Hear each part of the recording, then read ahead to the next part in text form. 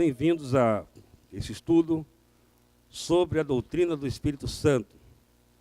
A doutrina do Espírito Santo é fundamental na experiência cristã.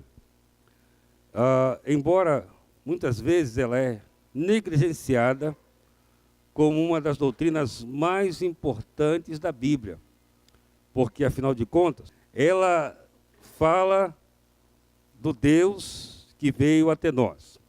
Então nós vamos começar trabalhando a questão da personalidade do Espírito Santo. Devemos pensar no Espírito Santo conforme a Bíblia nos apresenta. Isso é, o Espírito Santo como uma pessoa. A questão não é, em relação ao Espírito Santo, se nós podemos ou não nos apossar do Espírito Santo. A questão não é quanto o Espírito Santo tem de nós. A missão principal do Espírito Santo, sem dúvida, é exaltar e glorificar a pessoa do Senhor Jesus Cristo. Então nós precisamos entender, acima de tudo, que o Espírito Santo ele é uma pessoa. Tudo que nós estamos falando aqui, você não precisa estar copiando, porque você vai receber, tá bom? A Bíblia oferece uns 4 provas de que o Espírito Santo é uma pessoa. A primeira prova de que o Espírito Santo é uma pessoa é a prova da personalidade do Espírito Santo. Ou seja, o Espírito Santo ele tem todos os atributos de uma pessoa. Quais são esses atributos? São 5. Pensar, sentir, querer, consciência própria, direção própria. Então, o Espírito Santo, ele é uma pessoa, porque ele possui todos os atributos, características de uma pessoa. O Espírito Santo, ele pensa, O Espírito Santo, ele sente. O Espírito Santo, ele tem consciência própria. O Espírito Santo é um Deus pessoal. A segunda prova da personalidade do Espírito Santo, a Bíblia atribui ao Espírito Santo alguns atos que só podem ser praticados por pessoa. Então, por exemplo, o Espírito Santo fala, como ele fala à igreja: quem tem ouvidos, ouça o que o Espírito diz às igrejas. O Espírito Santo também, ele clama. Então, são características de uma pessoa. E a terceira prova, depois vou voltar a isso, A terceira prova da personalidade do Espírito Santo é que o Espírito Santo, como pessoa, ele exerce o seu ofício. Ele é chamado de Consolador. Aquele que veio substituir Jesus e é o grande consolador das nossas almas, no sentido de que ele veio substituir, a palavra não está bem colocada. Ele veio continuar a obra que Jesus começou a fazer na vida dos seus filhos. E a quarta prova da personalidade do Espírito Santo é que o Espírito Santo, segundo nós vemos aqui, há uma referência de que aqui em Isaías 63:3, que, porém, eles foram rebeldes e contristaram o seu Espírito Santo, pelo que se lhes tornou inimigo, e ele mesmo pelejou contra eles. É claro que o Espírito Santo não é uma influência, porque se fosse só uma influência, uma energia, ele não teria como uma pessoa essa condição de se entristecer. Agora vamos trabalhar essa questão do Espírito Santo na experiência do cristão. A primeira referência que nós temos sobre a pessoa do Espírito Santo está no livro de Gênesis, quando trabalha a criação. E diz: façamos o homem a nossa imagem, conforme a semelhança. A Bíblia diz que o que existia era um caos. E diz que o Espírito Santo pairava sobre a face do abismo. Significa o seguinte, essa palavra pairava, né? Significa, a tradução para a gente entender, é como se fosse chocar.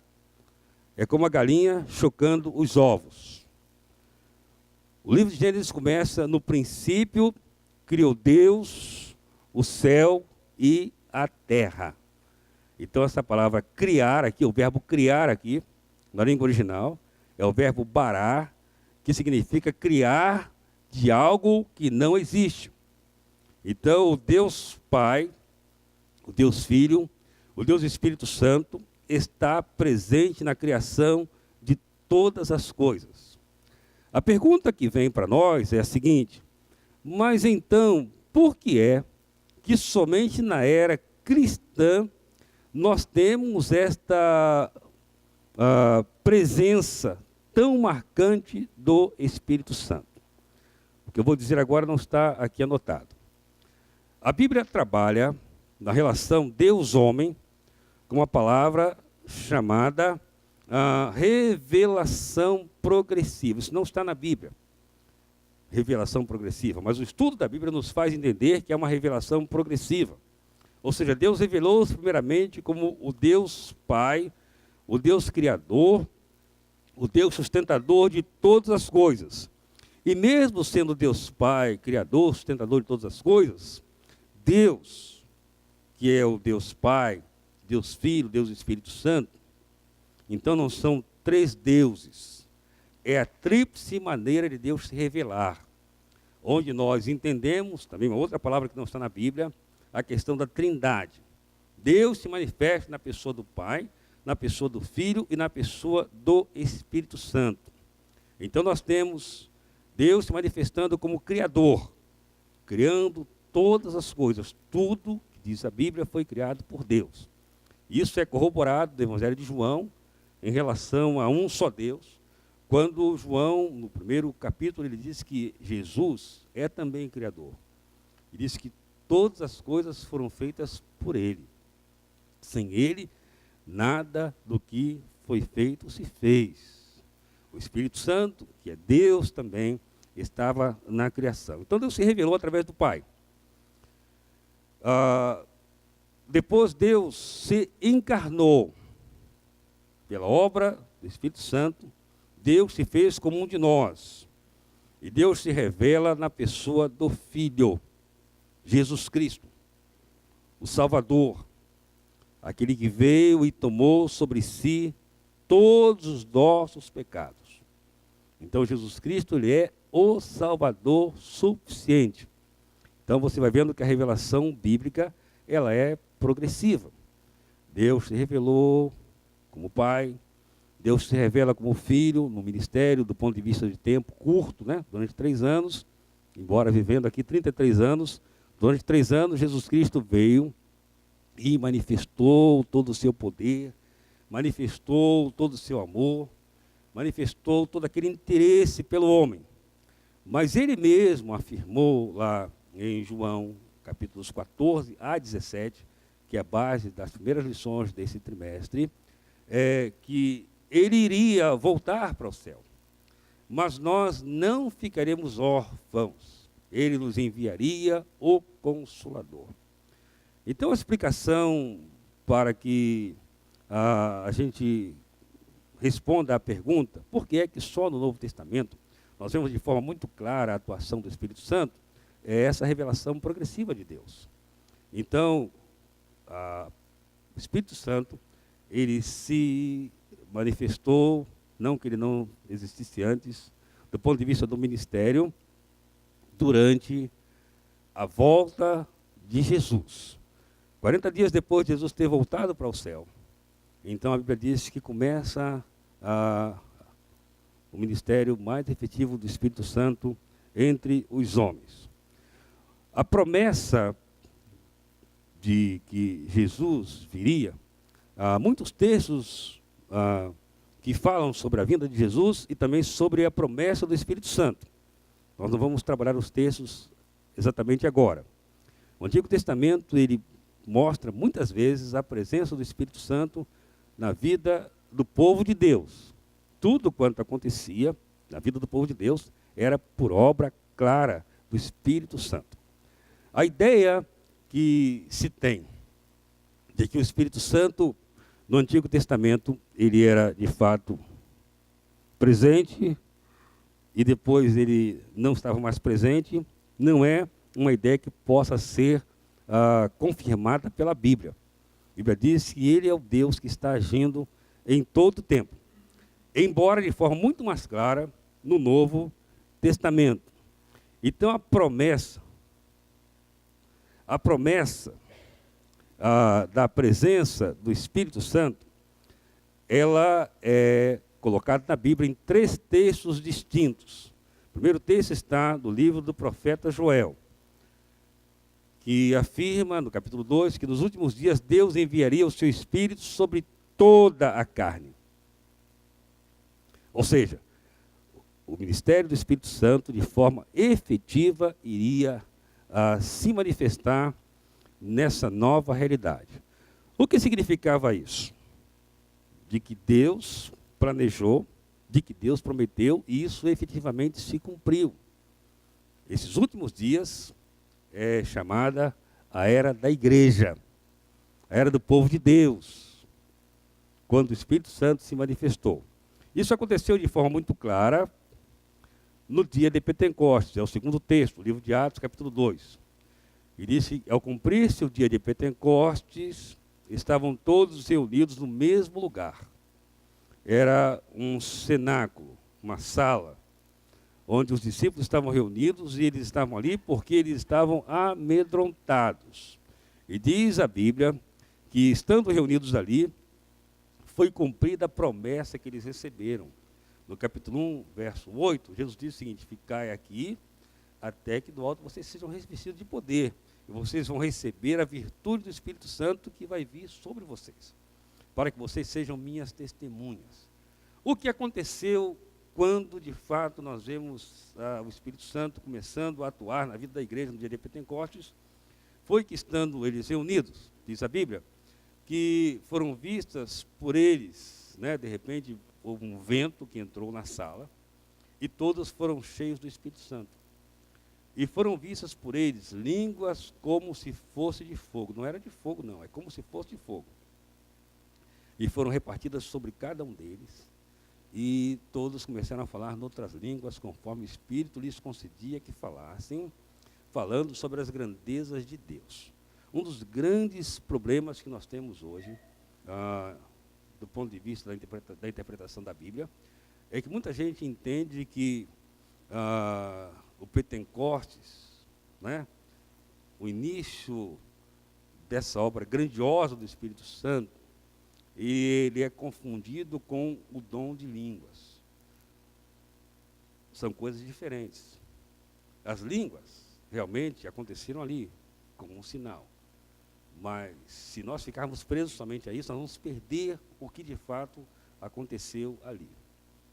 A palavra Pentecostes, ou palavra colheitas, era uma festa judaica, onde os judeus, depois de um período, que era uma nação meramente que trabalhava muito com a questão da agricultura, então durante um período em que eles tinham as colheitas, eles vinham e traziam as novidades para Jerusalém, a fim de fazer aquilo no qual eles eram muito bons, no comércio.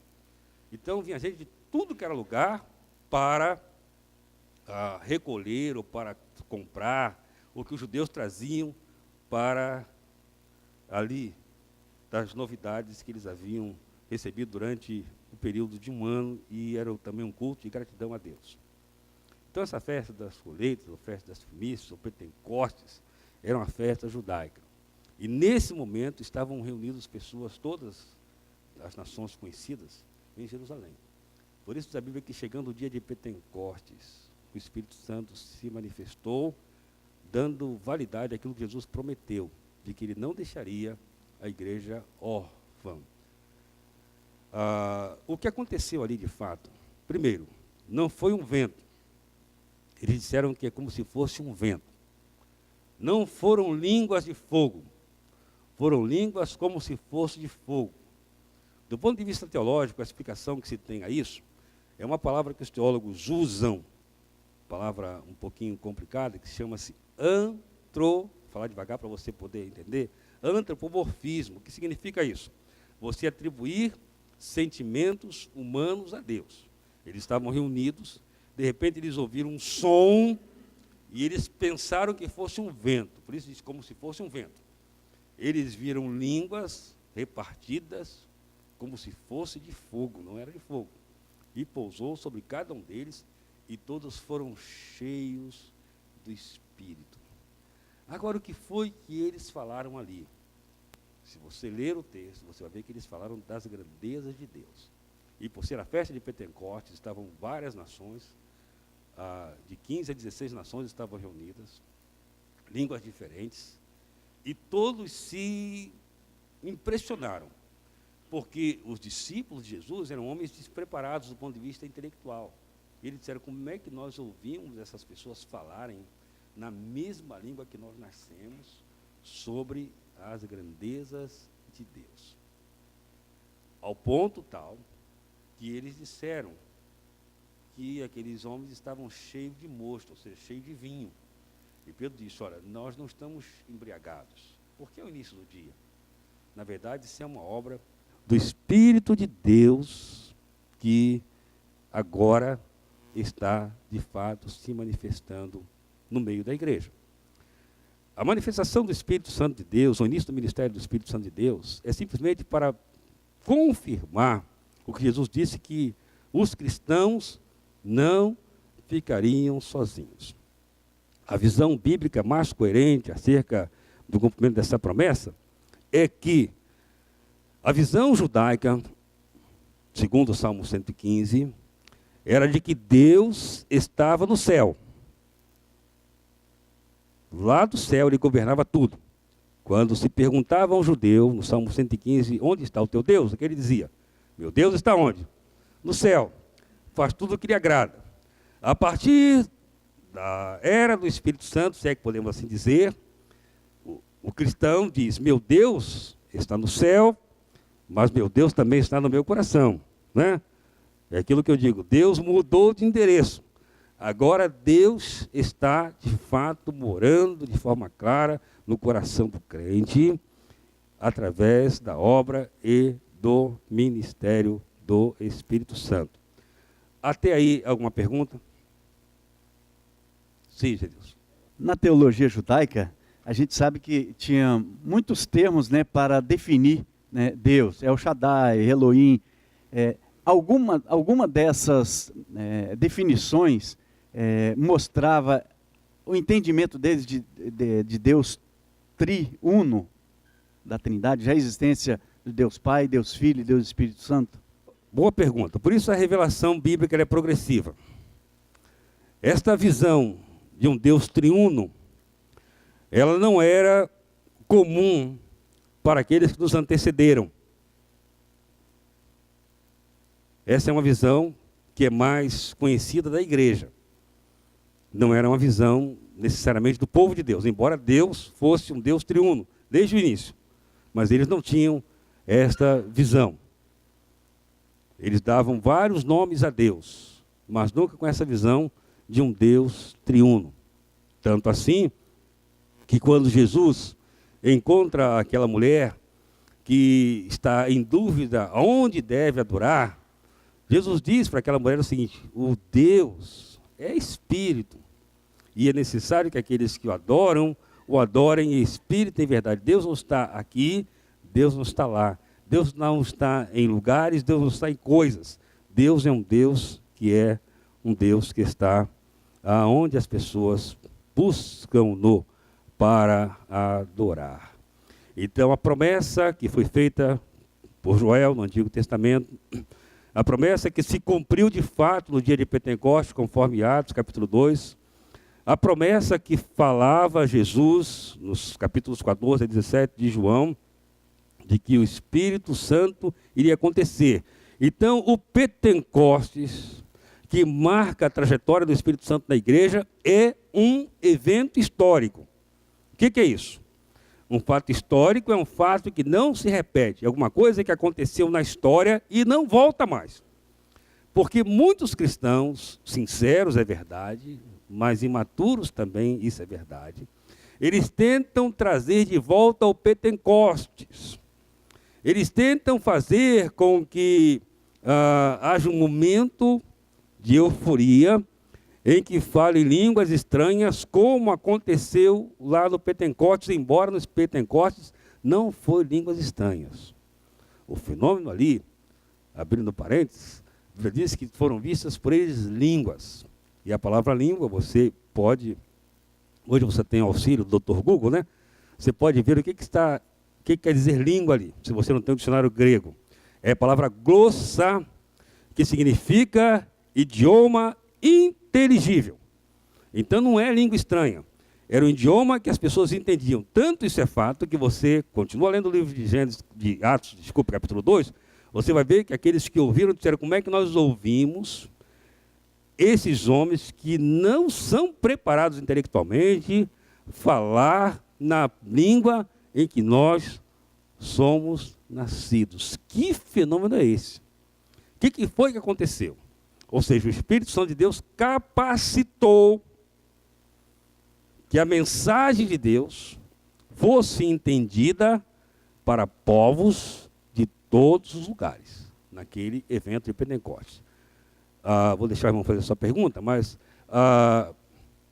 tentar repetir o que aconteceu no Pentecostes é a mesma coisa de dizer o seguinte: bem, Jesus um dia foi à cruz e morreu, mas para que eu me converta mesmo, ele tem que novamente ir à cruz e morrer. Entendem? Tentar repetir o Pentecostes é a mesma coisa que tentar novamente repetir o Calvário, que é um fato histórico.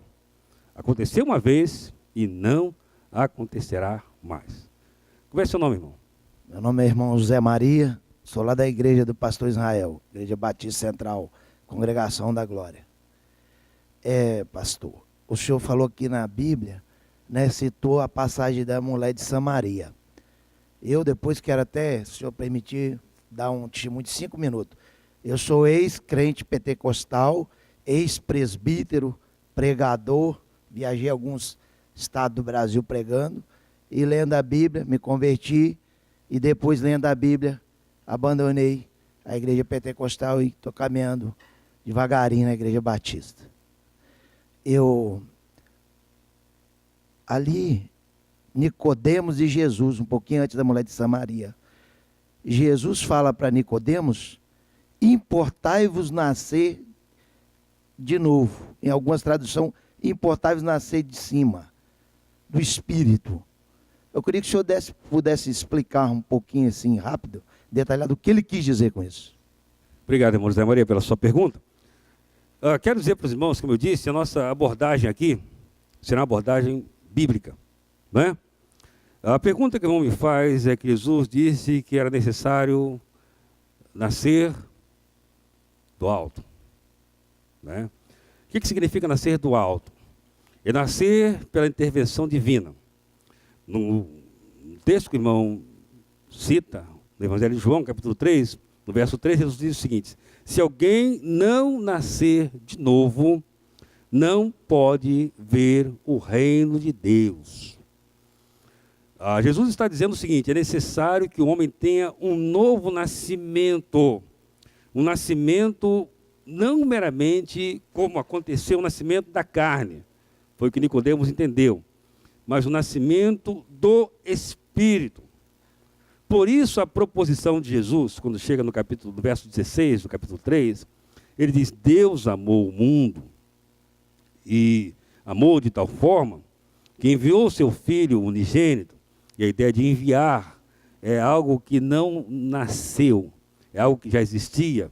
Enviou o seu Filho para que todo aquele que nele crê não pereça, mas tenha vida eterna. O que significa esse nascer de novo? Então, rapidamente vou explicar para o irmão.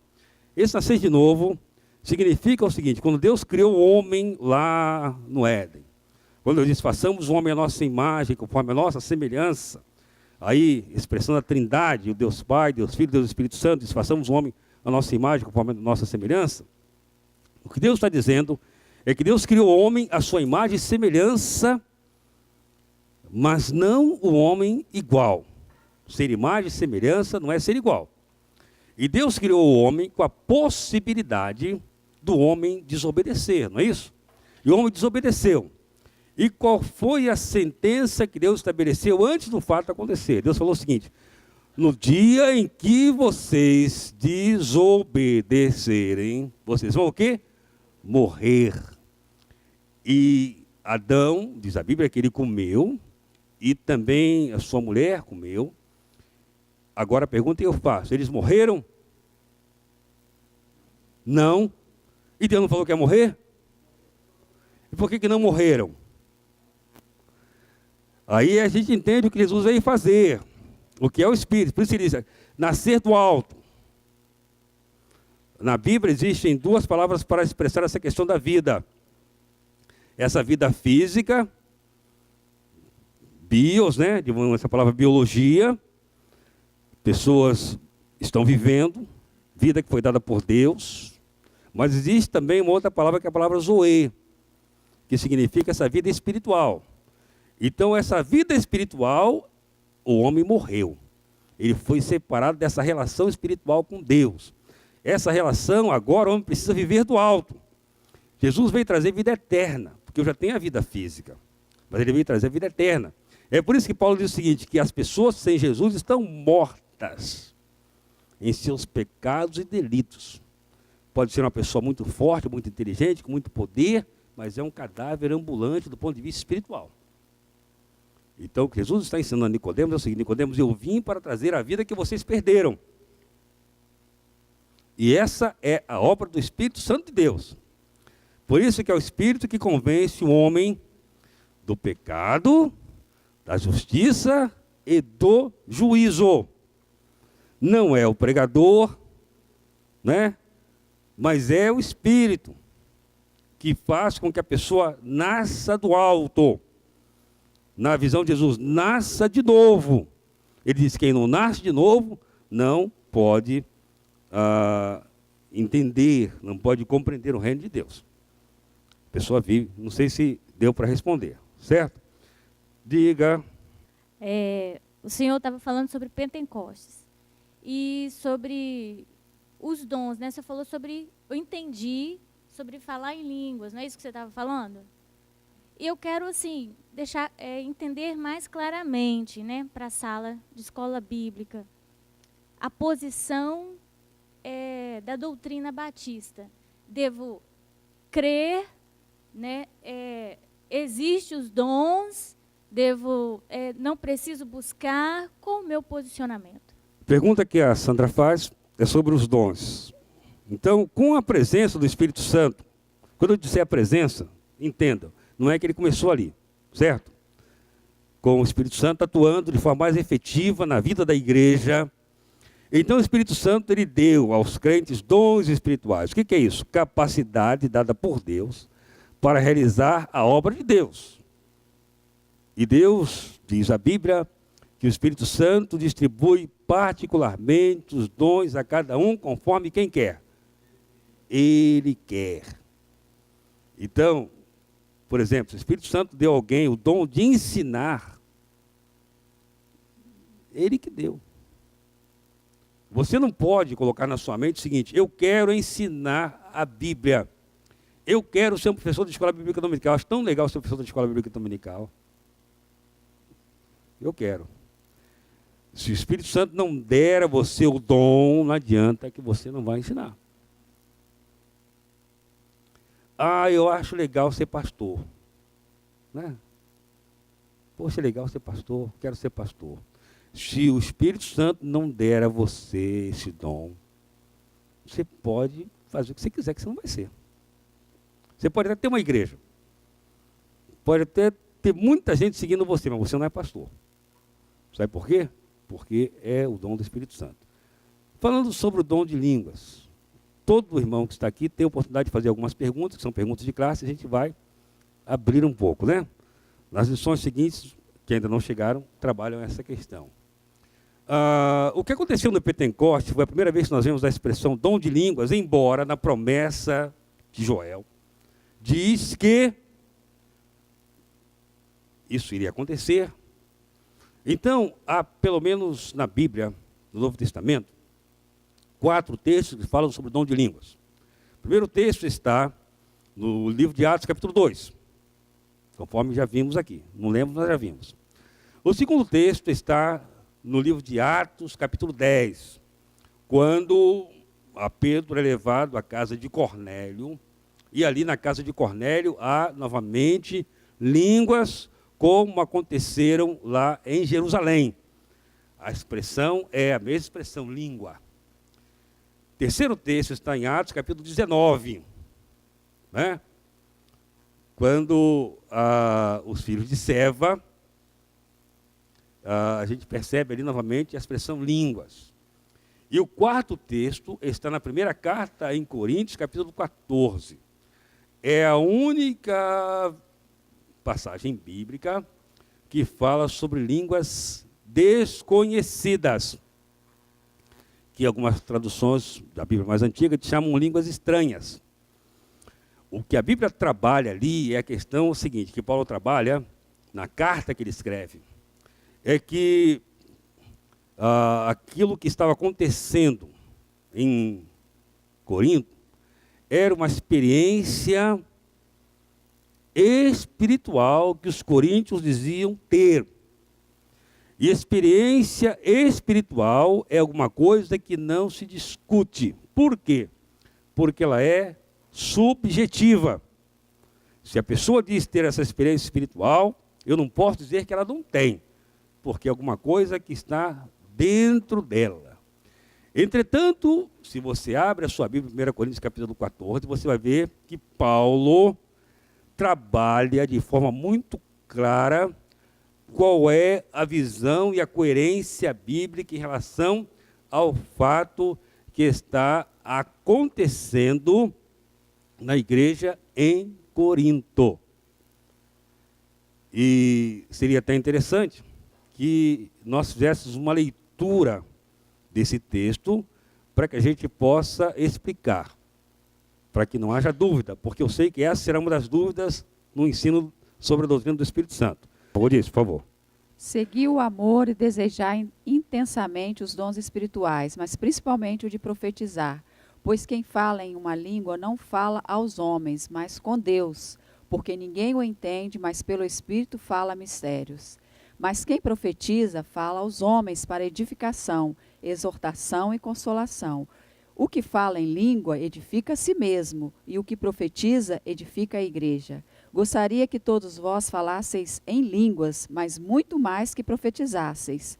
Quem profetiza é maior do que o que fala em línguas, a não ser que as interprete para que a igreja receba edificação. Ora, irmãos, se eu for até vós falando em línguas, que benefício vos trarei, se não vos falar por meio de revelação, ou de conhecimento, ou de profecia, ou de ensino? O mesmo acontece com as coisas que não têm vida e emitem som, como flauta e a harpa. Se não formarem sons distintos, como se saberá o que se toca na flauta e na harpa? Porque se a trombeta tocar de modo incerto, quem se preparará para a batalha? Assim também vós, se com a língua não pronunciardes palavras que se podem compreender, como se entenderá o que se dizeis? Pois estareis como que falando ao vento. Por exemplo, há muitos tipos de línguas no mundo, e nenhuma delas sem sentido. Se, pois, eu não souber o sentido da língua, serei estrangeiro para quem fala, e quem fala será estrangeiro para mim. Assim também vós, já que estáis desejosos de dons espirituais, procurai desenvolver o que servem para a edificação da igreja. Por isso, aquele que fala em uma língua, ore para que a possa interpretar. Porque se eu orar em uma língua, o meu espírito ora, mas a minha mente fica infrutífera. Que fazer então? Orarei com o espírito, mas também com a mente. Cantarei com o espírito, mas também com a mente. De outra maneira, se louvares com o espírito, como dirá amém diante da tua ação de graças, quem não é instruído, visto que não sabe o que dizes? Pois é claro que agradeces de modo adequado, mas o outro não é edificado. Dou graças a Deus, porque falo em línguas mais do que todos vós. Todavia, prefiro falar na igreja 5 palavras que se podem compreender, a fim de que também instruir aos outros a falar 10.000 palavras em uma língua. Irmãos, não sejais como crianças no entendimento. Quanto ao mal, contudo, sede como criancinhas, mas adultos quanto ao entendimento. Está escrito na lei: falarei a este povo por intermédio de homens de outras línguas e por meio de lábios de estrangeiros, mas nem assim me ouvirão, diz o Senhor. Desse modo, as línguas são um sinal para os crentes, mas para os incrédulos, não para os crentes, mas para os incrédulos. A profecia, porém, não é um sinal para os incrédulos, mas para os crentes. Se, pois, toda a igreja se reunir no lugar e todos falarem línguas e entrarem pessoas não instruídas ou incrédulos, por acaso não dirão que estáis loucos? Mas se todos profetizarem e alguma pessoa incrédula ou não instruída entrar, será por todos convencida do seu pecado e julgada. Os segredos do seu coração se tornarão manifestos, e assim, prostrando-se com o rosto em terra, adorará a Deus, afirmando que, de fato, Deus está entre vós. Até aí, permaneçam com a Bíblia aberta. Paulo, ele escreve essa carta para esclarecer um problema de ordem doutrinária na igreja em Corinto. Ele diz o seguinte, que naquela igreja estava acontecendo uma realidade espiritual, que os crentes diziam assim: nós estamos falando línguas, e as línguas que nós falamos, elas não são faladas para homens, mas para Deus. Segundo a argumentação dos crentes ali, é que essas línguas que eles falavam eram línguas que os edificavam pessoalmente. Agora vamos ver a argumentação de Paulo. Primeira argumentação de Paulo é que toda a língua falada, ou todo dom espiritual, ele deve ser para edificação de quem? Da igreja. Se for para edificação pessoal, alguma coisa não é exatamente como Deus estabeleceu. Paulo também trabalha que não existe no mundo língua que não seja inteligível. Paulo diz que nós devemos louvar a Deus com a nossa mente, né? Mas também com o nosso espírito. O mandamento de Deus é de que nós deveríamos amar ao Senhor Deus de todo o nosso coração, de toda a nossa alma, mas também com o nosso entendimento. As línguas que eram faladas em Corinto, viu, Sandra? Eram línguas que ninguém entendia. E Paulo diz, bem, quem fala esse tipo de língua, edifica-se a si mesmo. Porém, quando ele fala edifica-se a si mesmo, edifica a sua emoção, embora essa palavra não esteja aí, mas o seu entendimento fica sem compreensão. Então ele diz, eu vou adorar a Deus com a minha emoção, mas também com o meu entendimento. Ele diz, se pessoas, qual a validade de pessoas entrarem num local em que alguém está falando uma língua que ninguém entende? O que as pessoas vão dizer? Vocês estão tudo maluco, né? Porque eles estão falando uma coisa que ninguém está entendendo. A argumentação dos cristãos de Corinto é que o que eles falavam para Deus. Agora, o nosso Deus, ele trabalha em que nível com o homem? No nível da inteligência. Por exemplo, alguns dizem assim, mas essa língua que se fala é uma língua de anjos. Ah, é? Vamos à Bíblia. Toda vez que um anjo falou na Bíblia, ele falou uma língua que os homens puderam o quê? Entender. Quando o anjo foi falar para Abraão, queria destruir Sodoma e Gomorra, certamente o anjo falou em hebraico ou aramaico, porque era a língua que Abraão entendeu. Quando os anjos vieram dizer para os pastores que Jesus nasceu, eles não falaram em português. Falaram em quê? Grego, né? No grego koiné, que era o grego comum, porque os pastores podiam entender. Então, toda a relação de fala entre Deus e o homem é uma relação inteligível. O dom de línguas jamais, de línguas estranhas, estou dizendo, jamais pode ser interpretado como obra do Espírito Santo. Por quê? E aqui tem um irmão que veio da igreja pentecostal. Por quê? Porque os dons espirituais, eles são para a edificação de todo mundo. Dom espiritual não é para ninguém se sentir vaidoso, porque é mais capaz do que o outro. Eu sou mais espiritual do que você. Eu falo uma coisa que você não pode falar. Não é isso. Por outro lado, você analisando a vida dos discípulos de Jesus, todos eles, os 12, né, apóstolos, você não vai ter menção na Bíblia de que nenhum deles falou língua estranha. Nem Jesus falou. Nem Paulo falou. Paulo disse, olha, eu falo mais línguas do que vocês todos. Ele usa idioma, eu sou um poliglota, falo mais do que vocês todos. Entretanto, eu prefiro falar 5 palavras da minha língua do que 1000 numa língua que ninguém entende. E Paulo diz, meus filhos, meus irmãos, não sejam crianças. O que Paulo chamou o que estava acontecendo em Corinto? De criancice, infantilidade, imaturidade espiritual. Ele disse, olha, sejam maduros, sejam adultos. Então, essa busca por falar em línguas que ninguém conhece é uma complicação. Por outro lado, há uma coisa da minha experiência pastoral, que eu já mencionei aqui na igreja. Eu fui pastor, os irmãos sabem, antes de vir para cá, eu era pastor da primeira igreja batista da Penha, no Rio de Janeiro. E ali, perto da Penha, existe a Associação dos Surdos Mudos do Rio de Janeiro. Um surdo mudo, muita gente. E lá nós tínhamos uma irmã que ela sentiu de Deus o desejo de trabalhar com pessoas com essa deficiência. E tinha a Associação de Surdos Mudos.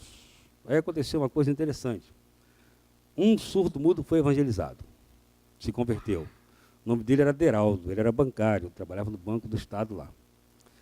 E Deraldo chegava na igreja, era só ele e a irmã Cândida. Ele se sentiu sozinho, ele começou a chamar outros surdos mudos. E eles começaram a evangelizar. E eu batizei um número considerável de surdos mudos, por causa que ali perto da igreja tinha esse local. E os surdos mudos queriam participar do culto.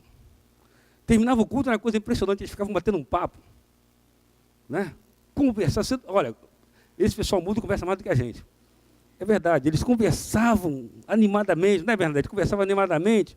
Só que a gente, então, lá na igreja teve que criar o quê? Aquela linguagem de sinais, né? E cada um deles tinha um sinal interessante, né? Eu tinha o meu sinal, que eu já esqueci, sinal de pastor, né? E a gente se comunicava. Aí eles queriam cantar. Como é que ia cantar? Não falava. Aí eles criaram lá na igreja o coro do silêncio. Era uma coisa bonita. Eles se apresentavam uma vez por mês. Eles botavam uma roupa preta, luvas brancas, luz negra, e eles com as mãos cantavam. Agora a pergunta que eu faço. Irmãos, aqueles irmãos eram crentes. Eles nunca falaram, e talvez nunca venham a falar. Será que eles foram ou não foram batizados pelo Espírito Santo?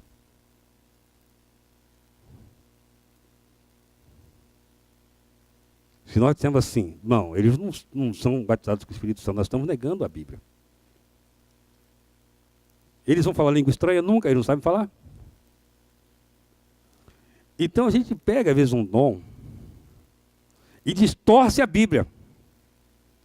E esse é o perigo. Né? Aí você pergunta, pastor, isso cessou? Os dons espirituais, fique claro para os professores aqui, eles são dados por quem? Deus. Eu não tenho autoridade de dizer que cessou, que continua.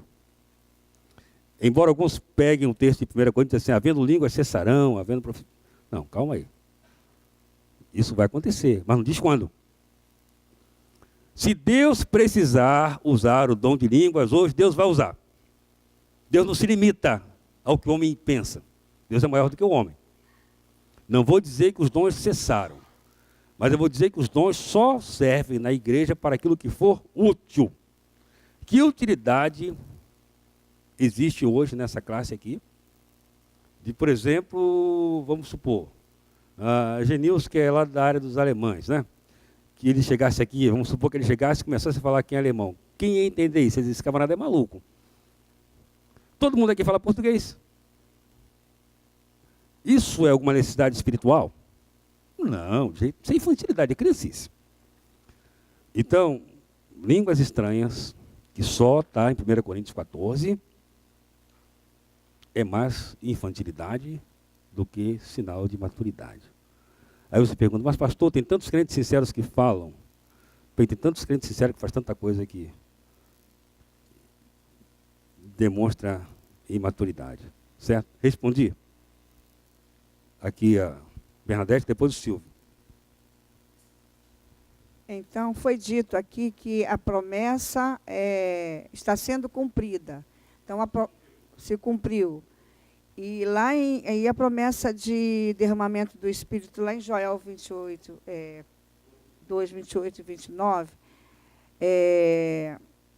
se cumpriu em Atos 2, então não estará, por exemplo, quando você falou ali em relação a Sandra, que Deus poderá usar línguas, o dom de línguas. Então, ele poderá vir a usar o dom de línguas, poderá vir a usar visões, profecias. Então, Deus ainda poderá usar isso. Esse contexto, esse texto ainda poderá vir a ser contextualizado. Então, a promessa se cumpriu no sentido do Espírito Santo. A pergunta é a seguinte, a promessa se cumpriu, o Espírito Santo foi derramado, o Espírito Santo iniciou o seu ministério, quando eu digo iniciou, não começou agora, viu? Na igreja, os dons espirituais, eles são dados à igreja, segundo a Bíblia, de acordo com a necessidade da igreja. Nesse aspecto, nós não podemos dizer que nenhum dom não vai acontecer mais. Em relação à profecia, palavra que na língua original quer dizer a pregação, palavra querusson no grego, ela significa o seguinte: hoje não existe profeta como acontecia no Velho Testamento. Jesus é o profeta por excelência. Tudo convergiu para a pessoa de Jesus. Que era o profeta?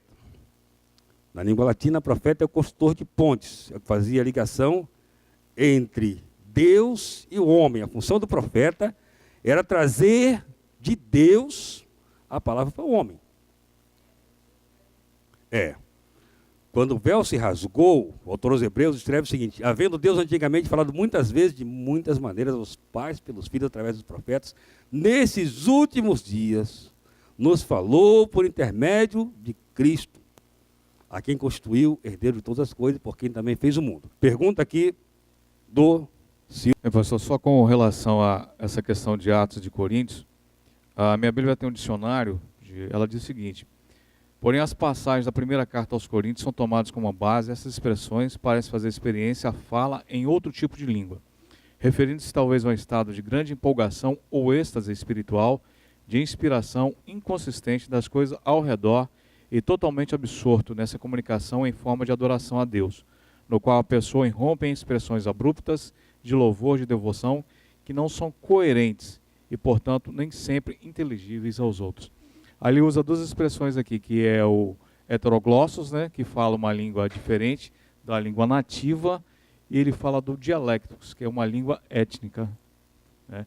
Então, assim, como a própria palavra fala aqui, é uma questão assim, mais de êxtase, né, de um momento,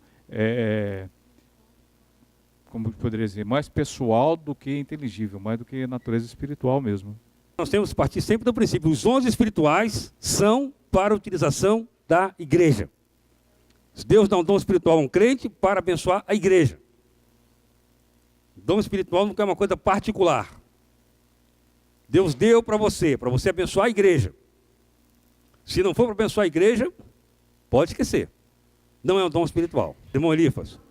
Muitos anos atrás, o pastor Armando, falando a respeito disso, e ele então disse que para ele considerava um dos maiores milagres, o maior milagre do Espírito Santo.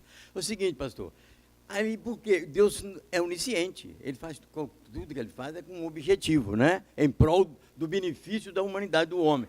E ali havia, diz a Bíblia, que havia aproximadamente, né, 16 nações ali.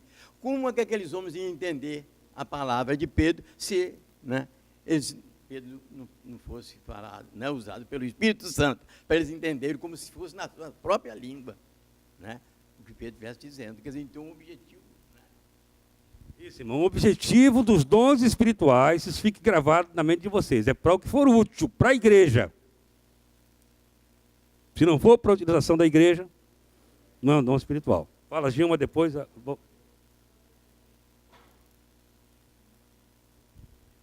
Falando da atuação do Espírito Santo no Velho Testamento.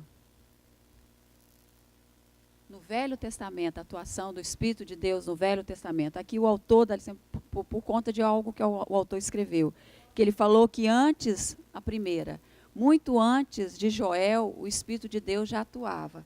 E ele coloca assim, que o Espírito Santo sempre agiu e age até hoje na vida dos salvos, do passado. É preciso eliminar a crença sem fundamento bíblico e hermenêutico de que o Espírito Santo vinha sobre algumas pessoas e depois deixava à mercê da sorte. Ele coloca assim.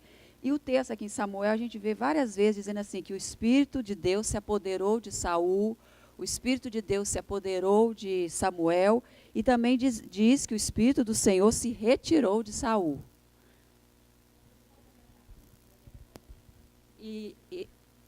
Meu nome é Gilma, há quase 30 anos eu sou membro da Igreja Batista da Glória, quase 30 anos de vida cristã. E eu aprendi nesse tempo todo que no Velho Testamento, resumindo, no Velho Testamento, o Espírito Santo era dado e era retirado.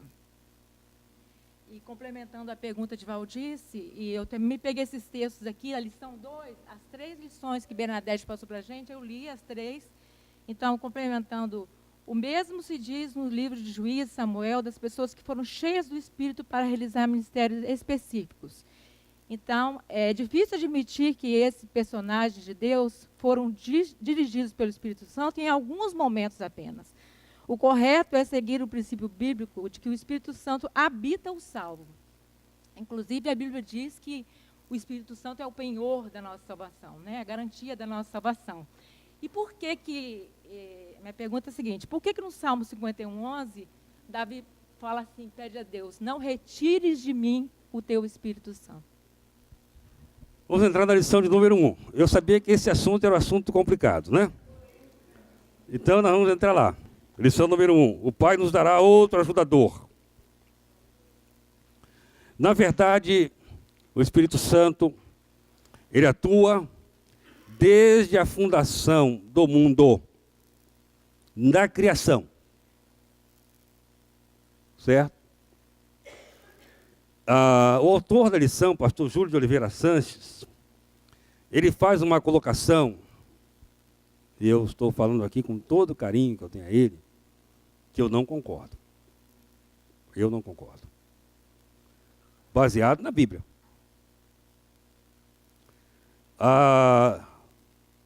Como é que as pessoas eram salvas no Antigo Testamento? Acreditando na promessa. Como é que somos salvos no Novo Testamento? Acreditando em Jesus que já veio, já se concretizou. A atuação do Espírito Santo, a ideia de revelação é essa, a atuação do Espírito Santo no Antigo Testamento é a mesma atuação, porque ele é um Deus eterno. Entretanto, a habitação permanente na vida do salvo acontece, na minha visão bíblica, a partir do derramamento do Espírito Santo. Anteriormente, os servos de Deus eram também usados pelo Espírito Santo. Sim. Mas há muitos textos na Bíblia que trabalham essa questão de que o Espírito Santo, ele usava a pessoa por um tempo e depois não estava mais ali. Não é que o Espírito Santo não estivesse ali no mundo, mas aquela pessoa ela se rebelava de tal forma, né, que o Espírito Santo não agia mais na vida. Saul é um exemplo disso. O que ele argumenta? Então, isso pode dar margem a acreditar que o crente perde a salvação. A salvação, o crente não perde. A Bíblia não diz que aqueles que negligenciaram o Espírito, embora tendo uma experiência com Deus, eles perderam a salvação que era feita pela promessa. A Bíblia não afirma isso. A Bíblia diz que eles perderam o privilégio de serem usados pelo Espírito de Deus. É outra coisa. É diferente. Quando Davi diz, Senhor, não retires de mim o teu Espírito Santo, torna a dar-me a alegria da tua salvação. Por que Davi diz isso? Porque em razão do pecado que ele estava vivendo, ele perdeu a alegria da salvação. Ele não disse que ele perdeu a salvação, ele disse, torna a dar-me a alegria da tua salvação. Porque quem nos dá essa alegria é o Espírito Santo. E quando a gente está em pecado, o que acontece? Perde a alegria. Não é verdade? A pessoa no pecado perde a alegria da salvação. Não sei se respondi. Sim. O Pai nos dará outro ajudador.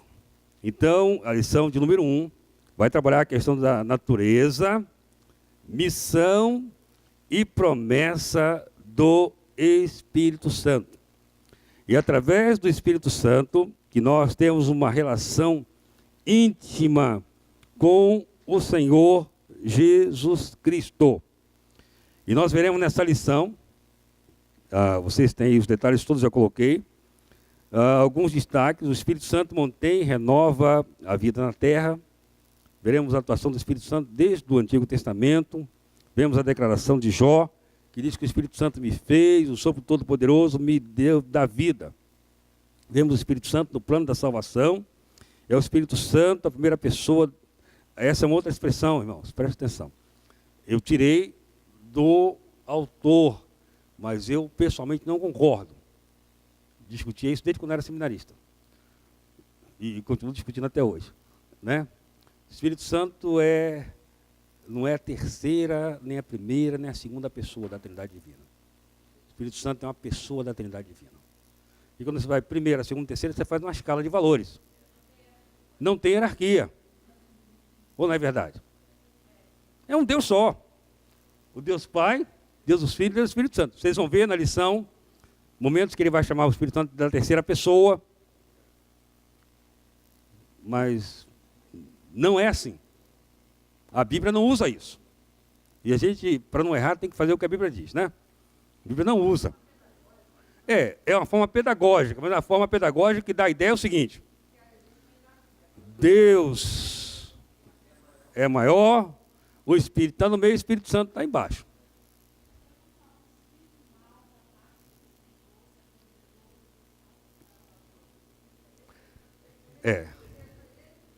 Espírito mau da parte do Senhor se apoderou de Saul.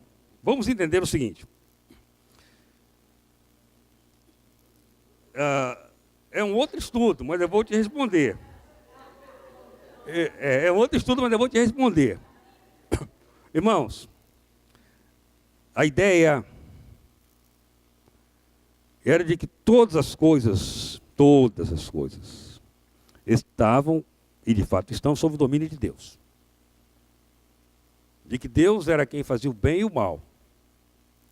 Essa era uma ideia. Na verdade, não é assim que acontece. É uma linguagem humana para tentar explicar aquilo que eles não entendiam. Até porque a visão bíblica é de que tudo foi criado por Deus, é verdade. Por exemplo, se você abrir o texto bíblico em Isaías 45, verso 7, afirma que Deus criou todas as coisas e Deus criou também o quê? O mal.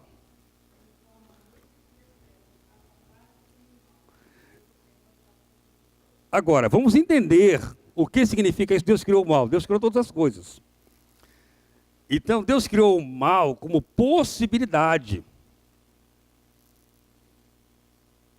É uma coisa. Certo? Mas Deus não criou o mal no sentido do mal praticado. Por exemplo, quem criou Satanás? Não. Deus criou Lúcifer, o anjo de luz. Pela desobediência desse anjo de luz, ele se transformou em Satanás. Então o que ele fez? Ele usou o mal.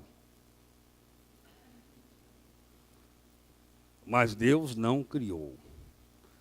É só a gente ter uma noção seguinte. Deus não faz nada mal. Por quê? Vocês vão estudar mais na frente? Não, acho que vocês não vão estudar isso não. Já que vocês não vão estudar, deixa eu falar.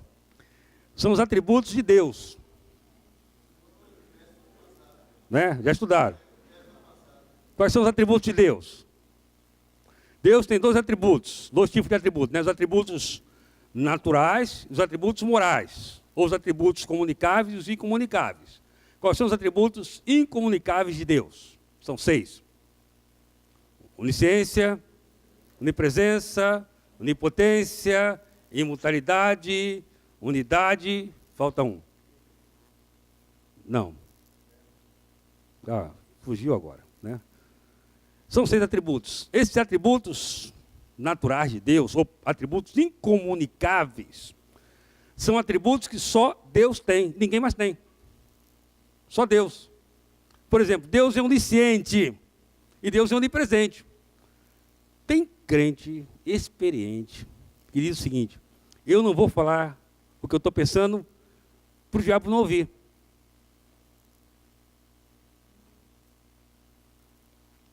Ele está dizendo o seguinte: o diabo é onipresente, onisciente. Não é. Só Deus é. São atributos de Deus. E tem os atributos que Deus comunica. Os atributos morais, que são 3, né? Amor, santidade e justiça. Esses atributos Deus comunica conosco. Deus é amor, mas Deus faz com que o homem também viva esse amor. Deus é justo, mas Ele dá essa justiça para o homem em Cristo na cruz, né? Deus, amor, santidade. Deus é santo e Deus quer que nós sejamos santos. São coisas que nós podemos ser. Os outros atributos não. Então, se Deus é um Deus, e é um Deus bom, como é que Deus pode fazer mal? Deus não faz mal. Certo, Valdir? Vamos lição número 1. Ih, rapaz, são 11h30. Lição número 1. Trata sobre a questão do... Vocês têm aí, não vou ficar lendo não. Que o Pai nos dará o ajudador, a presença de Jesus Cristo. A lição número 2. Cheios do poder do Espírito. Então, nessa lição, vamos tratar a questão da presença do Espírito em nós, nos enchendo de poder. Espírito Santo que está na organização e sustentação do universo. Espírito Santo que age na vida dos servos de Deus. E a lição de número 3, é só uma passagem rápida, vocês têm, podem ler em casa, né? Todos ficaram cheios do Espírito Santo, que é o texto de Atos, capítulo 2, versos de 1 a 47, que trabalha o fato de que todos ficaram cheios do Espírito Santo e ali no Pentecostes essa realidade de fato aconteceu.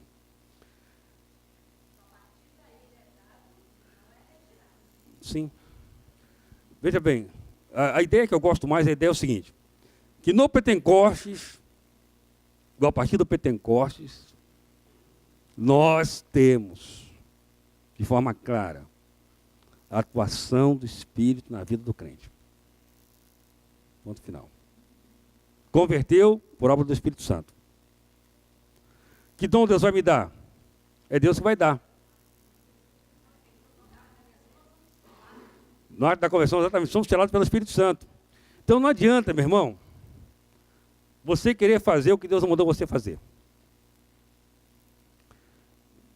Porém, também, se você deixar de fazer o que Deus mandou você fazer, você vai cair no mesmo erro. Você deve fazer o que Deus mandou você fazer. O dom que Deus deu para você. Desenvolva esse dom. Penso eu, não tenho as lições todas no trimestre, que mais para frente vamos trabalhar dos dons espirituais, embora as dúvidas maiores vocês já colocaram aqui, sobre os dons espirituais, né? Alguma outra pergunta? É o seguinte, pastor, sobre essa questão do Espírito Santo no Antigo Testamento.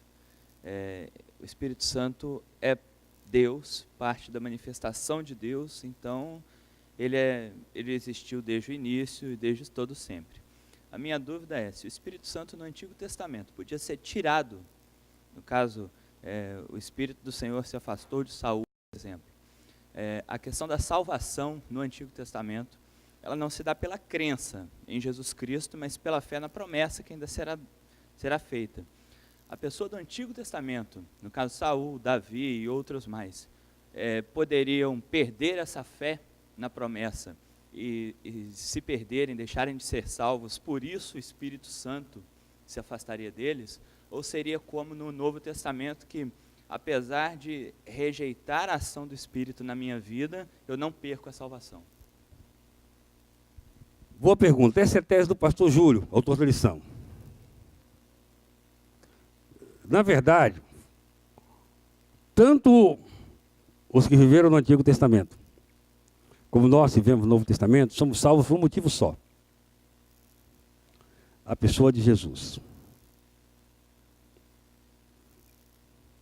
Eles creram na promessa. Esse crer na promessa vai fazê-los salvos. A atuação do Espírito Santo na vida deles, diferentemente do que acontece hoje, que nós somos convencidos, conversão é isso, é a convicção pelo Espírito Santo de que a promessa se cumpriu. Isso não sai mais da gente. A gente é salvo na convicção desse fato. Eles eram salvos crendo na promessa. Se você ler o autor dos Hebreus, você vai ver que aqueles homens, alguns deles falharam. Aliás, todos eles falharam praticamente, né? Mas eles foram salvos porque creram na promessa. A partir da volta de Jesus, o retorno de Jesus ao céu, ele disse que ele nos daria aquele, né? É o Paráclito, o Consolador. Aquele, por que Jesus disse assim? Ele vai estar com vocês para sempre. A partir de então.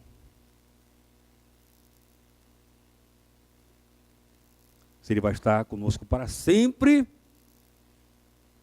é porque antes não era exatamente assim. Certo? Esse assunto dá mais, pelo menos, um método de conversa. Né? Mas é, como diz aqui a irmã, é a característica do novo pacto. É a nova realidade. Sim, irmã Gilma. Eu sei a resposta, mas eu quero ver a resposta do senhor. Lá no meu serviço, eu fui indagada por uma estagiária de pós-graduação. Ela frequenta a igreja pentecostal. E ela me perguntou na tampa: Gilma, você é batizada no Espírito Santo? Eu falei, sou. Sou batizada. Desde o momento que eu me converti, eu recebi o Espírito Santo de Deus, fui batizada ali. Essa resposta você respondeu bem, né? Paulo diz que se alguém não tem o Espírito de Cristo, esse tal não é dele. Ponto final. Mas esse assunto vai ser abordado no nosso próximo encontro, tá?